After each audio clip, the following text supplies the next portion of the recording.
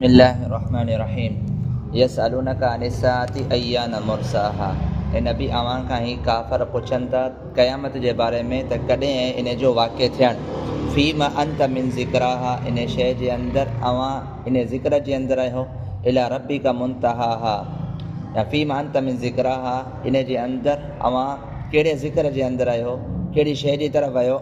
इला रब्बिका मुंतहाहा, अवां जे रब वटि इन जी इंतिहा आहे, अवां जे परवरदिगार वटि इन जी पछाड़ी आहे।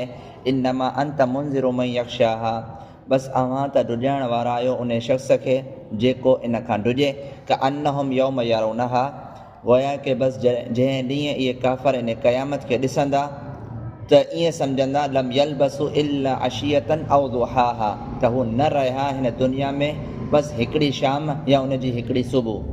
यसअलूनका अनिस्साअति अय्याना मुर्साहा, ये जेका आयत मुबारक आहे, इन आयत मुबारक जे हवाले सां मुफ़स्सिरीन फरमाइनि था त जॾहिं मके जा जेके काफ़र हुआ उहे नबी अलैहिस्सलातु वस्सलाम ॾे बार बार ईंदा हुआ ऐं अची करे सवाल कंदा हुआ त इहा क़यामत कॾहिं वाक़िअ थींदी। यानी जॾहिं नबी अलैहिस्सलातु वस्सलाम उन काफ़रनि खे चवंदा हुआ त क़यामत यकीनी आहे ऐं क़यामत अचण वारी आहे ऐं क़यामत हक़ आहे ऐं क़यामत बिल्कुलु वेझी अची चुकी आहे, बिल्कुलु जेको आहे सो क़रीब आहे, तव्हां उन जी तयारी कयो, उन खां ॾुजो ऐं आख़िरत जी तयारी कयो। त उन टाइम ते इहे माण्हू चवंदा हुआ त भला अवां जंहिं क़यामत जो ज़िक्र कयो पिया अय्याना मुर्साहा, उन जो वाक़िअ थियणु कॾहिं आहे। अगरि अवां इन पंहिंजे जुमिले जे अंदरि सचा आहियो त असांखे उहा तारीख़ ॿुधायो त उहा कॾहिं आहे।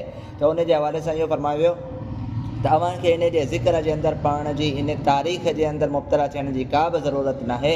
हक़ीक़त हाणे इहा आहे त इहा जेका क़यामत जॾहिं वाक़िअ थींदी त इन जी तारीख़, इन जो इल्मु त कहिड़े ॾींहुं वाक़िअ थियणी आहे, कहिड़े टाइम ते वाक़िअ थियणी आहे ऐं इन जो साल ऐं इन जी कैफ़ियत छा हूंदी। इला रब्बिका मुंतहाहा, इन जी पछाड़ी ऐं इन जी इंतिहा अवां जे रब वटि आहे। जॾहिं अल्लाह चाहींदो तॾहिं क़यामत वाक़िअ थींदी। अलबत्ता नबी अलैहिस्सलातु वस्सलाम खे अल्लाह ताला निशानियूं वाज़े करे ॿुधायूं, सम्झायूं त ही निशानियूं ऐं अलामतूं आहिनि। जॾहिं ही अलामतूं ऐं निशानियूं अवां ॾिसो त अवां सम्झी वञो त क़यामत बिल्कुलु वेझो अची चुकी आहे, क़रीब अची चुकी आहे। अलबत्ता उहा कॾहिं वाक़िअ थींदी इन जो इल्मु अल्लाह ताला उम्मत खे न ॾिनो। इन जी हिकमत इहा त अगरि पहिरियां खां इन शइ जी ख़बर पइजी वञे हा त पोइ जेके नफ़्स परस्ती वारा माण्हू आहिनि, ख़्वाहिशात ते अमल करण वारा आहिनि, गुनाहनि जे अंदरि मशगूल जेके माण्हू आहिनि, उहे गुनाह कंदा रहंदा। जॾहिं उन जो वक़्तु अचे हा त उन टाइम ते गुनाह छॾे ॾियनि हा। त लिहाज़ा हिन जॻह ते चयो वियो त इन जी इंतिहा, इन क़यामत जी पछाड़ी जेका आहे उहा अवां जे रब वटि आहे। अल्लाह ॾे ई इन जी हक़ीक़ी ॼाण ऐं ख़बर आहे। इन्नमा अंत मुंज़िरु मन यख़्शाहा, पोइ नबी अलैहिस्सलातु वस्सलाम खे इहो चयो वियो त अवां त बसि ॾुॼाइण वारा आहियो उन माण्हू खे जेको ख़ौफ़ रखे थो, जेको ॾुॼे थो उनखे ॾुॼारियो, ख़ौफ़ ॼारायो।